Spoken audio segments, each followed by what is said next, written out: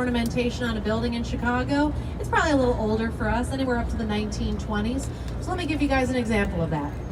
You see in the distance on the right, there's a low off-white colored building, and you see it has ionic columns lining the top of it. You guys all see that back there?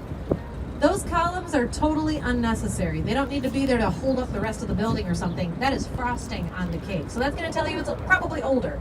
That half of that building is from the 1920s. That's the Insurance Exchange building.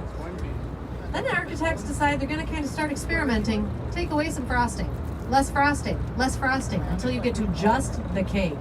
Just the cake is a style called modernism, and it is super easy to recognize. You ready? Here we go.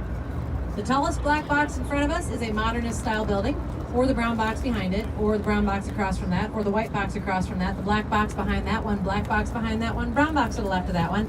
In the distance over on the right, you got a black box over there, and look at that. Oh my gosh, there's another black box right next to that black box. But just when you started thinking, oh my gosh, modernism is just a bunch of boring black boxes, no, everyone, look in the distance on the right. 'Tis a red box.